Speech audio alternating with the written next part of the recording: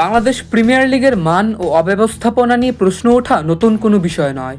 প্রকৃতির নিয়ম যেখানে ক্রমেই উন্নতির চরম শিখরে পৌঁছানো, বিপিএল যেন ঠিক তার ব্যস্তানুপাতিক।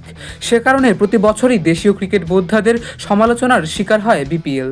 এবার সেই দুর্নাম ছাপিয়ে বিপিএলের জুটল আন্তর্জাতিক লজ্জার স্বীকৃতি। জনপ্রিয় ব্রিটিশ ম্যাগাজিন দ্য ক্রিকেটারের করা এক বিশ্লেষণে উঠে এসেছে এক লজ্জাজনক তথ্য। সেখানে বিপিএলকে উপস্থাপন করা হয়েছে বিশ্বের সবচাইতে বাজে ফ্র্যাঞ্চাইজি লিগ হিসেবে। মূলত 4টি ক্যাটাগরিতে লিগগুলোকে ভাগ করা হয়েছে, আর তা হলো বিনোদন মূল্য, ক্রিকেটের মান, গ্রহণযোগ্যতা ও সামগ্রিক অবস্থান। স্থায়িত্ব শীর্ষক ক্যাটাগরি ব্যতি রেখে বাকি সবগুলোতেই সবার তলানিতে রয়েছে দেশের এই একমাত্র ফ্র্যাঞ্চাইজি লিগটি। ইন্ডিয়ান প্রিমিয়ার লিগের পর বিশ্বের দ্বিতীয় ফ্র্যাঞ্চাইজি ক্রিকেট লিগ হিসেবে যাত্রা শুরু হয়েছিল বিপিএল এর, কিন্তু কালের পরিক্রমায় বিপিএল এর মান যেন ক্রমশই ধাবিত হয়েছে অবনতির দিকে।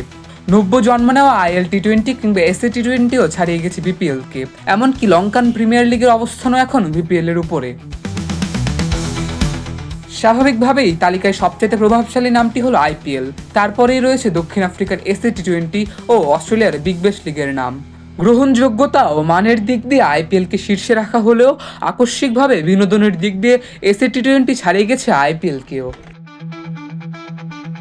দ্য ক্রিকেটারের ব্যাখ্যা অনুযায়ী আর্থিকভাবে অনিয়ম ও দুর্নীতির কারণেই অন্যান্য লিগগুলো থেকে পিছিয়ে আছে এলপিএল ও বিপিএল। তবে উল্লেখযোগ্য জনসংখ্যা ও ক্রিকেট উন্মাদনার প্রেক্ষিতে ভালো করার উজ্জ্বল সম্ভাবনা রয়েছে বিপিএল এর।